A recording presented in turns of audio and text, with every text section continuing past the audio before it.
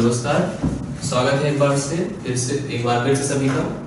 मैं संदीप तिवारी स्वागत करता हूं आप सबका यूपीपी की चल रही बैचेस में। आज आपकी पहली क्लास हमने टॉपिक पे आधारित रखी है।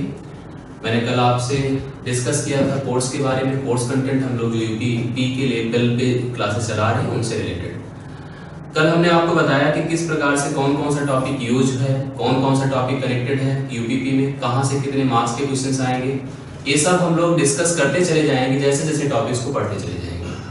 आज हम एक बहुत इंपॉर्टेंट टॉपिक को लेकर के आए हैं जो कि आप इतना बिलीव करिए कि इस पे कम से कम 2 से 3 नंबर का क्वेश्चन यहाँ पे आपका 2+ क्वेश्चन आपका जो है 2+ मार्क्स का क्वेश्चन आपको फंसेगा।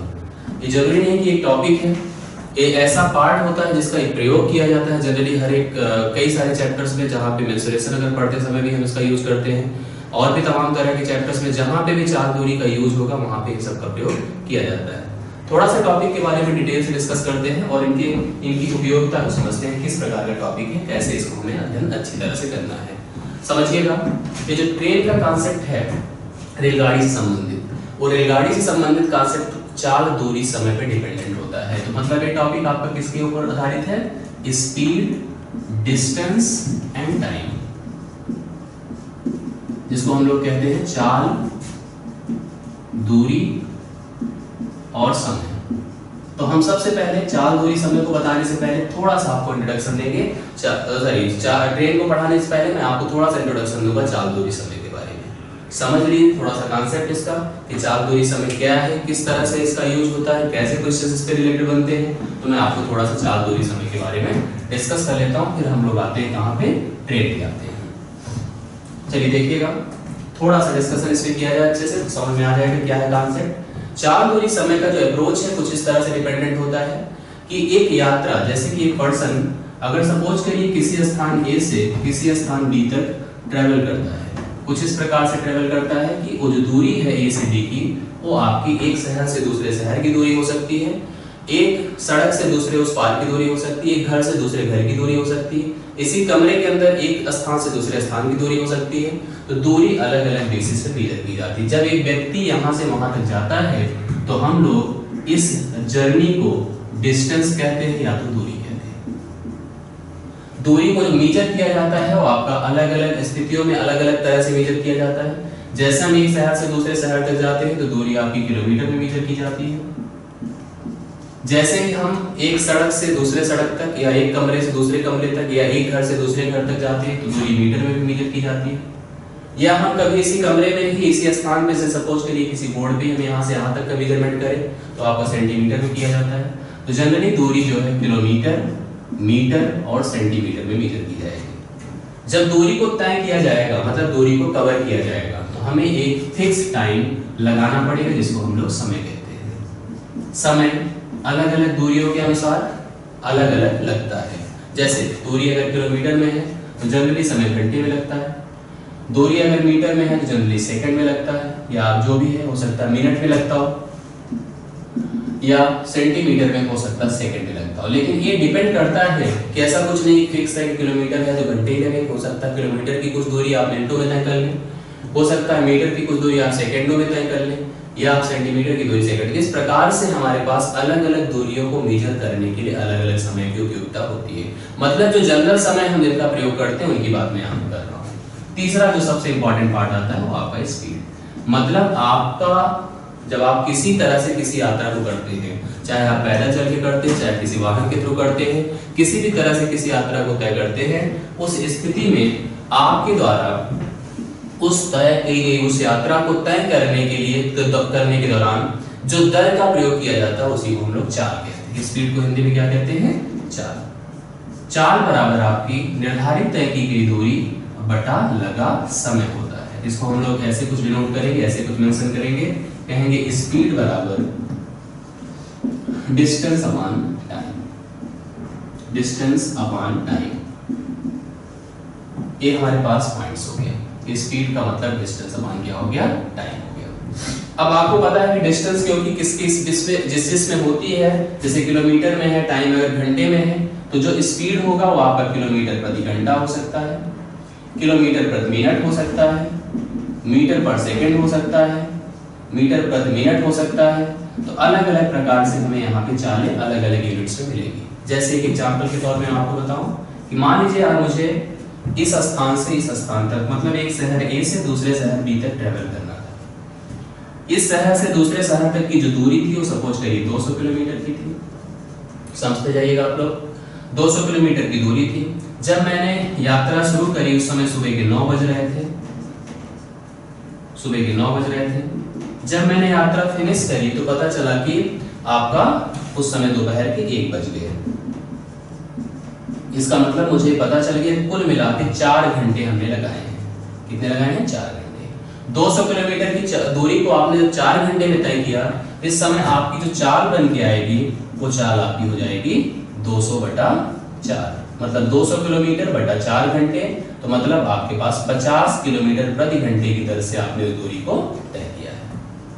मेरे बताने का मकसद यहाँ पे इतना था, अगर यही घंटा आपका 5 हो जाता तो आपकी दूरी 40 किलोमीटर प्रति घंटे काउंट की जाती। जैसे जैसे समय बढ़ता जाता है इसका मतलब आपकी चाल कम थी, या समय आप और कम समय में इस दूरी को तय कर लेते जिसका मतलब आपकी चाल अधिक थी।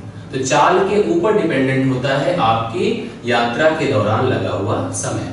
जैसे चाल आपकी अधिक होगी समय आपका जो है कम लगेगा, चाल के कम होने से आपका समय अधिक लगेगा। इस प्रकार से हम चाल दूरी समय का निर्धारण करते हैं। एक बहुत ही इंपॉर्टेंट पॉइंट हम आपको बता रहे हैं इसमें, जो हमें रेलगाड़ी से संबंधित प्रश्नों को करते समय फेस करना पड़ेगा, वो है एक कि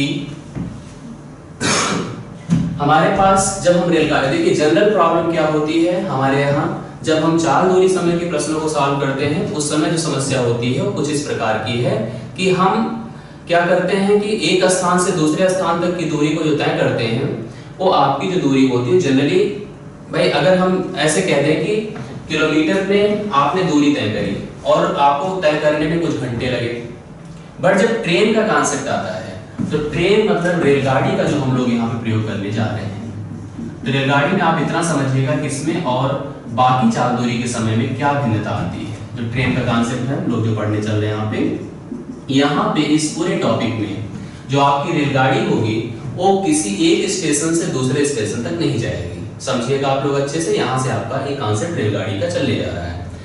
एक स्थान से दूसरे स्थान तक जाना है लेकिन एक स्टेशन से दूसरे स्टेशन तक नहीं जाएगी, मतलब किसी एक ही स्टेशन पर रेलगाड़ी आएगी। जब रेलगाड़ी किसी एक ही स्टेशन पर आएगी तो वहां की अलग अलग उत्पन्न हुई स्थितियों को एनालाइज करेगी। कैसे मैं आपको बताता हूं। इसलिए मुझे यहाँ पे देखना पड़ता है कि जनरली रेलगाड़ी की जो दूरी होती है, मतलब डिस्टेंस होती है, रेलगाड़ी की जो हमारे पास लंबाई होती है, कि सपोज करिए रेलगाड़ी इसका एक ड्राइवर है इसका एक गार्ड है, रेलगाड़ी की जो लंबाई होती है जनरली मीटर में होती है, आप सबको पता है। लेकिन जो रेलगाड़ी की चाल होती है हम सबको पता है कि 1 किलोमीटर प्रति घंटे में होती है। ज्यादातर रेलगाड़ी की चाल किलोमीटर प्रति घंटे में होती है। हमें जो समय हम लोग लगाएंगे तो समय ज्यादातर मिनट में या सेकंड में आएगा, इसलिए मुझे यहाँ पे ध्यान देने की जरूरत पड़ेगी कि हम अगर किलोमीटर प्रति घंटे में हमारे पास चाल है तो उसको हम मीटर प्रति सेकंड में कैसे कन्वर्ट करेंगे। तो मीटर प्रति सेकंड में कन्वर्ट करने के लिए किलोमीटर को मीटर में कन्वर्ट करेंगे, घंटे को सेकंड में कन्वर्ट करेंगे।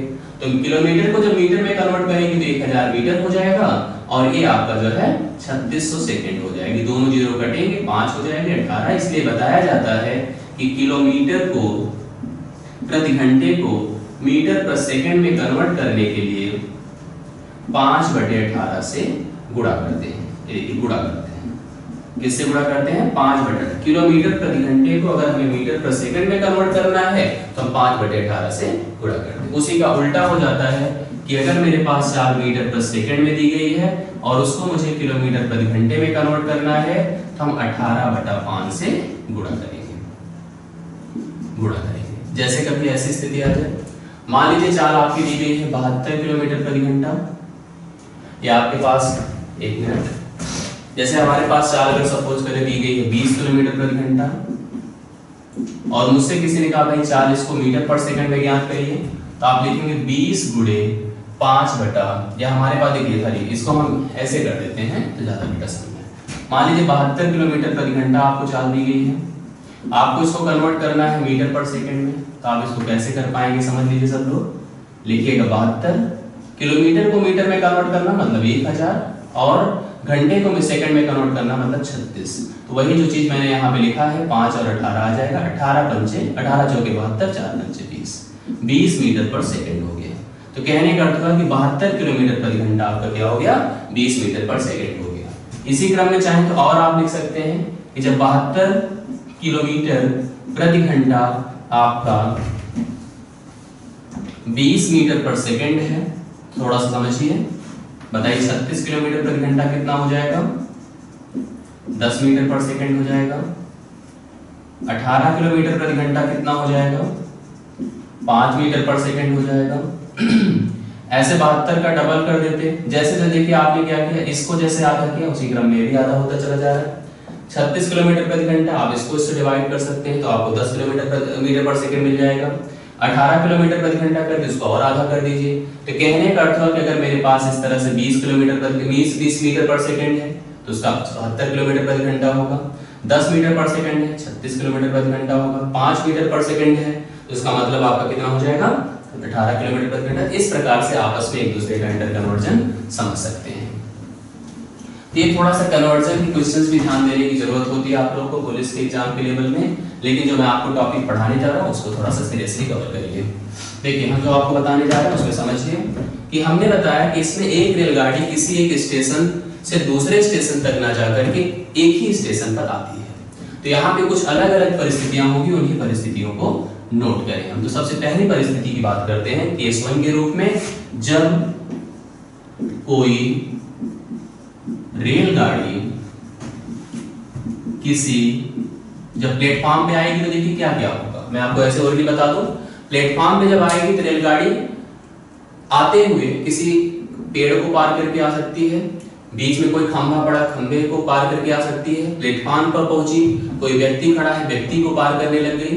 तो इस प्रकार जब कोई रेलगाड़ी किसी पेड़, खंभे या किसी खड़े व्यक्ति को पार करे, व्यक्ति को पार करे, स्थिति समझिए कुछ ऐसे होगा। मान लीजिए एक पेड़ है यहाँ पे, ये रेलगाड़ी गुजरी, ये देखिएगा ये रेलगाड़ी आई, ये इसका ड्राइवर है, ये इसका गार्ड है, यहाँ पेड़ है। अब इस पेड़ को पार करने का मतलब है कि एक समय बाद ड्राइवर आपका यहाँ हो जाए और गार्ड आपका यहाँ हो जाए। ऐसी स्थिति में रेलगाड़ी जिसकी लंबाई सपोज करिए L थी, जिसकी चाल सपोज करिए S थी, यस चाहे जो भी हो मीटर पर सेकंड किलोमीटर प्रति घंटा, चाल अगर सपोज करिए S थी। अब इस जो रेलगाड़ी ने पार किया, ऐसे में इस पेड़ की मतलब चाहे ट्री हो, चाहे पोल हो, चाहे पर्सन हो, ऐसी स्थिति में चाहे पोल हो, चाहे पर्सन हो, चाहे ट्री हो, इनकी जो विड्थ होती है, जो दूरी होती है, वो नगण्य मानी जाती है, नेग्लिजिबल होती है। ऐसे में पार करने में लगा समय जो होगा आपके पास, समय आपके पास रेलगाड़ी के द्वारा रेलगाड़ी की लंबाई बटा रेलगाड़ी की चाल हो जाती है। ये रूल हो जाता है आपके पास यल अपान है, जहां पे यल बराबर क्या है, रेलगाड़ी की लंबाई, रेलगाड़ी की लंबाई, यस क्या है, रेलगाड़ी की चाल, रेलगाड़ी की चाल। कहने का अर्थ ये निकला यहाँ पे कि जब कोई रेलगाड़ी किसी पेड़, खंभे या व्यक्ति को पार करेगी तो उस दौरान रेलगाड़ी अपनी ही लंबाई को पार करती है, मतलब अपनी ही दूरी को पार करती है। कहने का अर्थ आपको समझ में आया होगा कि जब कभी भी किसी पेड़ को, खंभे को या किसी व्यक्ति को पार करेगी तो पार करने में जो लगा समय रहेगा वो समय आपका रेलगाड़ी की लंबाई बटा रेलगाड़ी की चाल हो जाएगी। जैसे एक एग्जाम्पल के तौर पर मैं कह दूं, एक रेलगाड़ी जिसकी लंबाई सपोज करिए 150 मीटर थी, या हम और थोड़ी सी बड़ी रेलगाड़ी करें, 450 मीटर की लंबी एक रेलगाड़ी थी, 450 मीटर की लंबी एक रेलगाड़ी थी। रास्ते में किसी खंभे को, जो कि अगर सपोज करिए यहाँ पे, जो कि 60 किलोमीटर प्रति घंटे की चाल से आ रही थी, 60 किलोमीटर प्रति घंटे की चाल से आ रही थी, या और थोड़ा सा बढ़ा देते हैं, सपोज करिए 72 किलोमीटर प्रति घंटे की चाल से आ रही थी। इस किसी रास्ते में खड़े पेड़ को कितने समय में पार कर लेगी, आपसे समय पूछा कि रास्ते में, हमसे बताया कि एक रेलगाड़ी की लंबाई थी, सपोज करिए 450 मीटर लंबी एक रेलगाड़ी थी, रेलगाड़ी की लंबाई 72 किलोमीटर प्रति घंटे की चाल से चल करके वह रेलगाड़ी किसी उस पेड़ को कितने समय में पार कर पाएगी, तो पार करने में लगा समय बराबर रेलगाड़ी की लंबाई बटा रेलगाड़ी की चाल। तो चाल क्या है बताइए, 72 किलोमीटर प्रति घंटा। 72 किलोमीटर प्रति घंटे को मीटर पर सेकंड में कन्वर्ट कर लीजिए, चाहे इस मीटर को किलोमीटर में, उसमें आप जो है किलोमीटर में, लेकिन ऐसा तो करना सही नहीं रहेगा। तो 72 किलोमीटर प्रति घंटे को अगर मैं मीटर पर सेकंड में कन्वर्ट करूं, अभी भी हमने किया तो कितना आया था 20 मीटर पर सेकंड, तो जाएगा 450 बटा 20।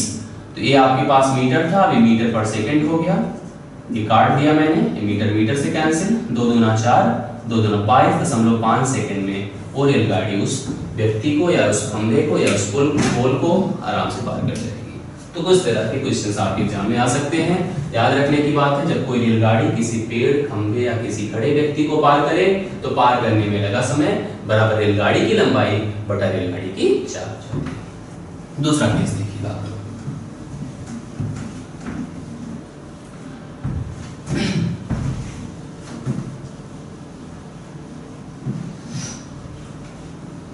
जब कोई रेलगाड़ी किसी खड़ी रेलगाड़ी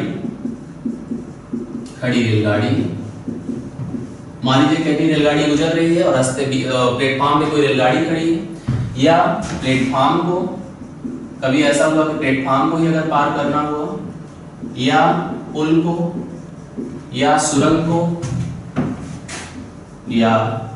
को पार करे, ये स्थिति हमारे सामने आई। मैंने आपको यहाँ पे बताया कि जब कोई रेलगाड़ी किसी खड़ी रेलगाड़ी प्लेटफॉर्म या पुल या सुरंग को पार करे, स्थिति कुछ इस प्रकार से। सपोज करिए प्लेटफॉर्म, ये प्लेटफॉर्म है, यहां से एक रेलगाड़ी गुजरी, इसका ड्राइवर है, इसका गार्ड है। ये रेलगाड़ी की लंबाई है L1, ये प्लेटफॉर्म की लंबाई है L2। आप समझिएगा यहाँ पे तो क्लियर होगा। रेलगाड़ी की लंबाई है L1 और प्लेटफॉर्म की लंबाई है L2। पार करने का मतलब रेलगाड़ी यहाँ से जा रही है, और पार करने का अर्थ कुछ ऐसे बनेगा कि रेलगाड़ी का ड्राइवर यहाँ हो जाएगा और गार्ड यहाँ हो जाएगा। तो आप देखिएगा ये आपके पास जब पार कर गई, मतलब जब ऐसी स्थिति होती है ड्राइवर केवल पार कर जाना पार नहीं होता, जब रेलगाड़ी निकल के बाहर चली जाए, कहने का अर्थ उसका गार्ड यहाँ पे टच करे अगले स्टीयर को, तब कहेंगे कि रेलगाड़ी उस ड्राइवर को, रेलगाड़ी उस प्लेटफॉर्म को पार कर गई। यहाँ प्लेटफॉर्म की जगह पे अगर मान लीजिए कोई खड़ी रेलगाड़ी होती या कोई सुरंग होता या कोई पुल होता, तब भी सेम कॉन्सेप्ट हमारा बन गया था। तो हमारे पास हम इसको लिख सकते हैं यहाँ पे, ऐसी स्थिति में पार करने में लगा समय बराबर L1 + L2 अपॉन S, जहां पे L1 रेलगाड़ी की लंबाई है, L2 प्लेटफॉर्म की लंबाई है, S रेलगाड़ी की चाल है, ये है आपका क्वेश्चन। देखिए हमने बताया कि जब कोई रेलगाड़ी किसी खड़ी रेलगाड़ी को, प्लेटफॉर्म को, पुल को, सुरंग को, ऐसी चीजों को पार करेगी, तो उसे अपनी लंबाई को उसकी लंबाई के साथ जोड़ देना पड़ेगा और अपनी चाल से डिवाइड कर देने से उसको समय पता चल जाएगा। जैसे एग्जांपल के तौर पे मैं कह दूं कि प्लेटफॉर्म की लंबाई सपोज करिए 120 मीटर थी, रेलगाड़ी की लंबाई सपोज करिए 60 मीटर थी, रेलगाड़ी सपोज करिए 20 मीटर पर सेकंड की चाल से जा रही थी, ये इसकी चाल थी। तो 20 मीटर की चाल से चल करके 120 मीटर लंबे प्लेटफॉर्म को 60 मीटर लंबी रेलगाड़ी कैसे पार कर पाएगी, कितने समय में पार कर पाएगी?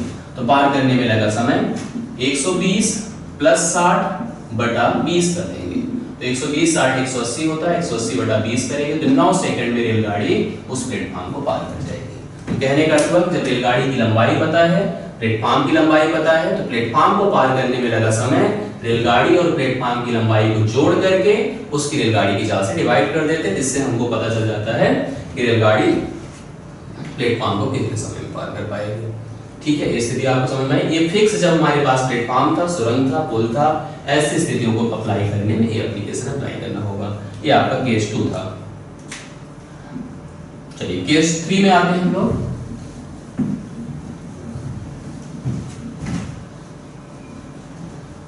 चलिए केस 3 को समझते हैं। जब कोई रेलगाड़ी किसी चलती हुई रेलगाड़ी को पार करे। देखिएगा, किसी चलती हुई रेलगाड़ी को पार करे। मेरी बात यहां समझिएगा आप सभी लोग। रेलगाड़ी को चलती हुई पार करने का अर्थ कुछ इस प्रकार से होता है, जैसे मान लीजिए आप एक रेलगाड़ी ऐसे प्लेटफॉर्म पे आ रही है, एक इधर रेलगाड़ी है। कभी कभी ऐसा होता है कि दूसरे ट्रैक पे एक ऐसे रेलगाड़ी आती है, ऐसे गुजर जाती है। दूसरी स्थिति होती है कि जा रही है, ये पीछा करती है।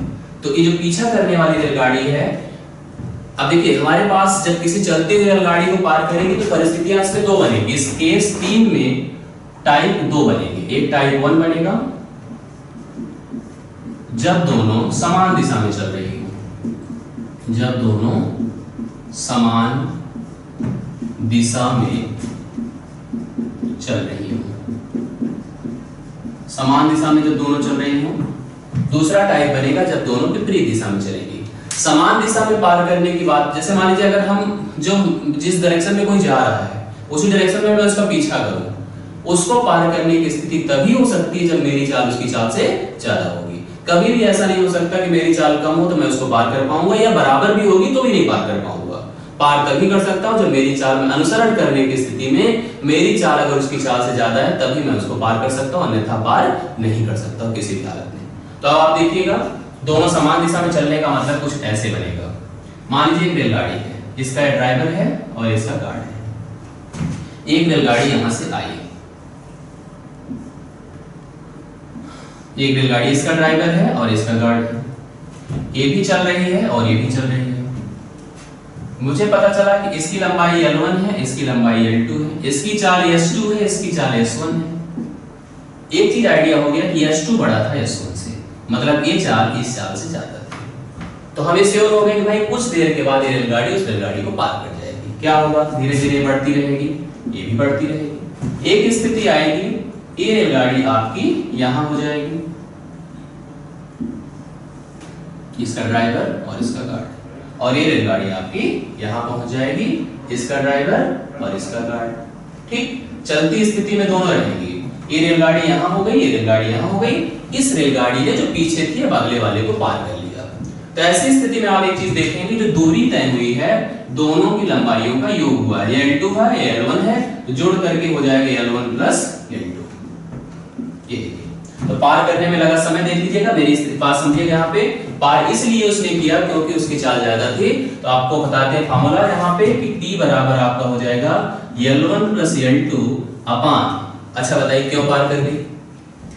ये पार इसलिए कर गई, जैसे मान लीजिए किसी की चाल 10 किलोमीटर प्रति घंटा है और मेरी चाल 15 किलोमीटर प्रति घंटा है, मैं उसका पीछा करूं तो पार क्यों कर पाऊंगा मैं? क्योंकि मेरी चाल उससे 5 किलोमीटर प्रति घंटा ज्यादा है।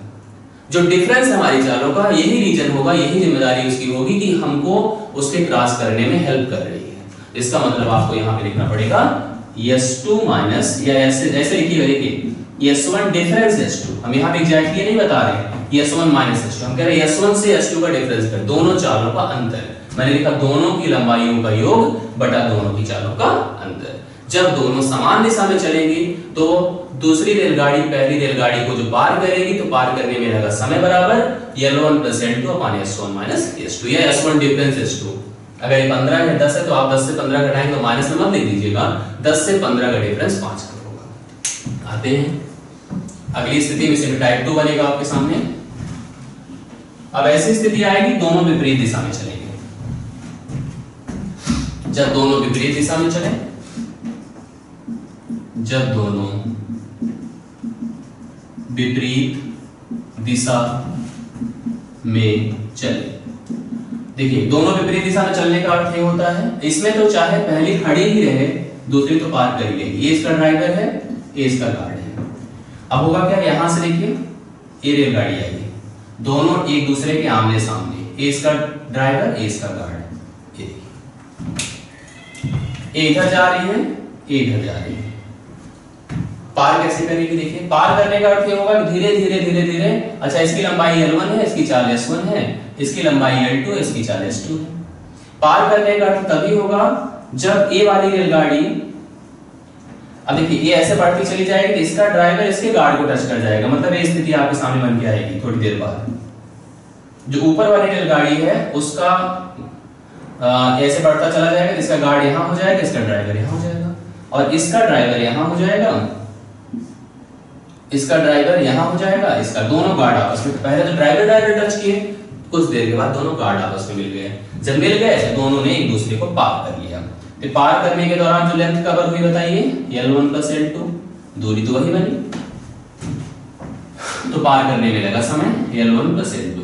अच्छा, समय की बात अगर की जाए तो समय को यहाँ पे देखा जाए तो समय क्या बनेगा, मतलब क्यों पार कर गए?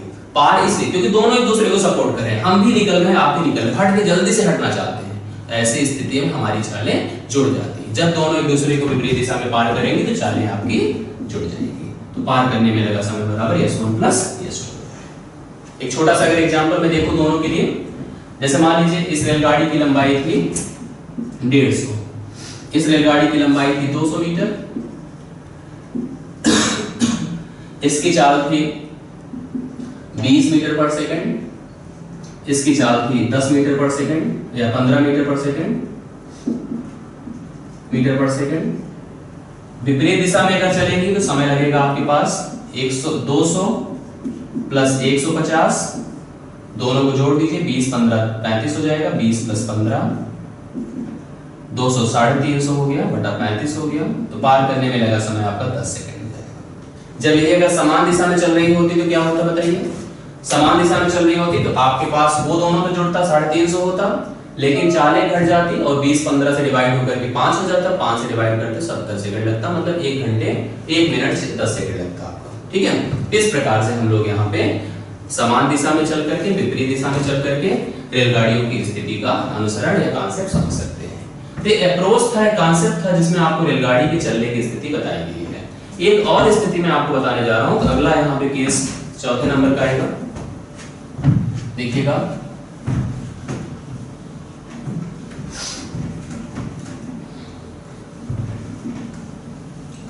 कभी कभी ऐसा होता है,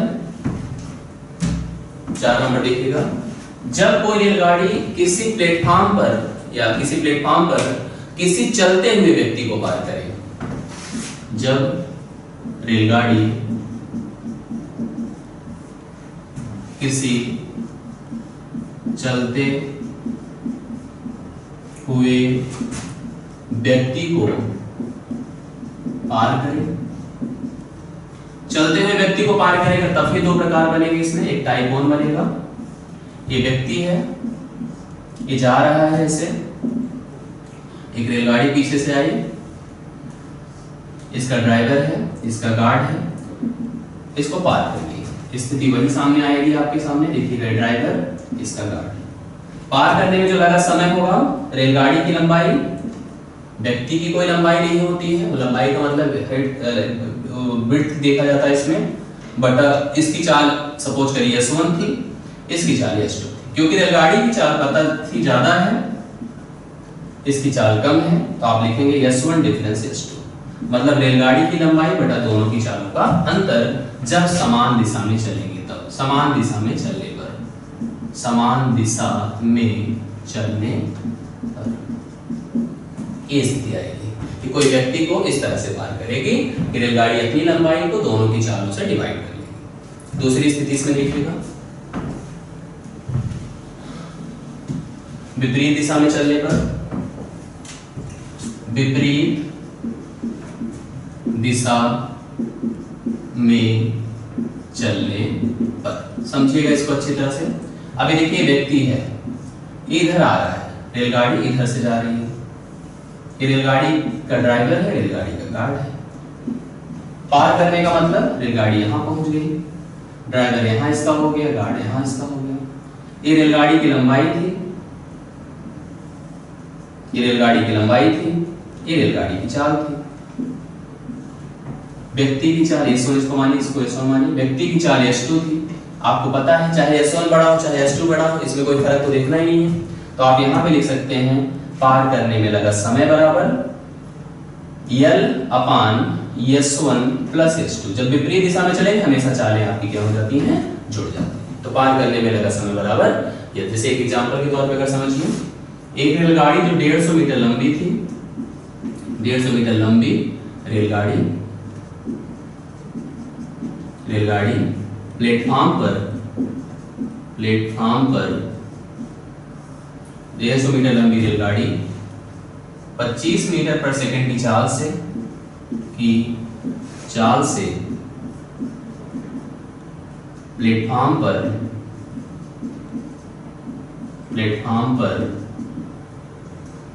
5 मीटर पर सेकंड की चाल से चल रहे व्यक्ति को कितने समय में पार करेगी? पहली स्थिति जब समान दिशा में दोनों चल रहे हैं। समान दिशा का कॉन्सेप्ट समझिएगा सब लोग। दोनों की दिशाएं समान हैं तो रेलगाड़ी की लंबाई 150 है। समान में चालें घट जाती है। इसकी 5 मीटर पर सेकंड है और इसकी 25 है, तो 25 से 5 घटा दीजिए 20 हो जाएगा। समान दिशा में चलेंगे तो 7.5 सेकंड लगेगा। ठीक, विपरीत दिशा में देखिएगा, जब विपरीत दिशा में चल रही है,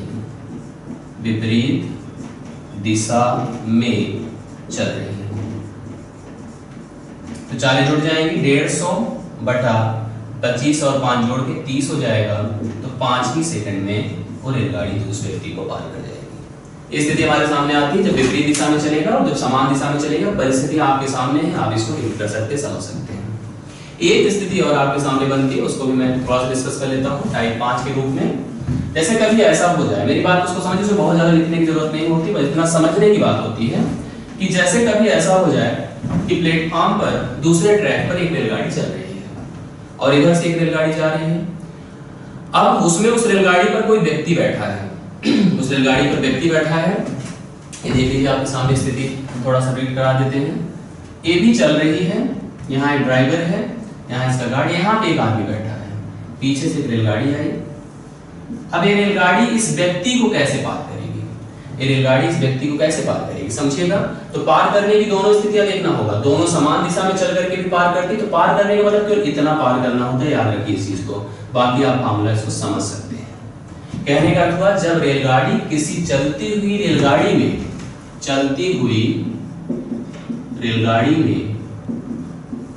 में बैठे व्यक्ति को पार करे। ये बड़ा कंफ्यूजन यहाँ पे बनता है लोगों के दिमाग में। लोग लगता है कि इसका यूज किया जाएगा रेलगाड़ी का, जबकि रेलगाड़ी को पार करने की बात नहीं कर रहा है, व्यक्ति को पार करने की बात कर रहा है। तो व्यक्ति को पार करने की स्थिति में अगर यहाँ पे इसकी लंबाई L है, उसकी लंबाई अगर दी भी गई तो कोई प्रयोग नहीं करना है। इसकी चाल अगर S1 है, इसकी चाल S2 है। पहली स्थिति समान दिशा में अगर चलेगी, समान दिशा में जो बाकी तक अभी तक क्लियर होता था, उसमें आपको सिंपली यही करना होगा कि L अपनी ही लंबाई को समान दिशा में चलेगी, तो क्योंकि चाल ज्यादा होगी तभी पार ही कर पाओगे आप। S1 - S2 हो जाएगा समय आपका। दूसरी चीज, विपरीत दिशा में आप साफ साफ यहां लिख देंगे L/S1 + S2 बराबर T। इस प्रकार से समान दिशा और विपरीत दिशा में चल करके उस व्यक्ति, मतलब उसकी स्थिति में दूसरी रेलगाड़ी की लंबाई से आपका कोई वास्ता नहीं होना चाहिए, बात ये होती है। इस प्रकार से इनके कॉन्सेप्ट को अच्छी तरह समझ पाए। तो आप रेलगाड़ी से रिलेटेड इन टॉपिक को अच्छी तरह से रीड करिए। इस पे प्रैक्टिस हमारे अगले लेक्चर में रहेगा, तो आप इसको अच्छी तरह समझिए, पढ़िए। हम लोग आगे मिलते हैं तो कुछ क्वेश्चंस इससे रिलेटेड सॉल्व करते हैं जो आपने आज पढ़ा है। इस वीडियो को पढ़ने के बाद ही आप उन प्रश्नों को अच्छी तरह से सीख पाएंगे, समझ पाएंगे। चलिए, आज तक के लिए इतने तक के लिए धन्यवाद। मिलते हैं नेक्स्ट क्लास में।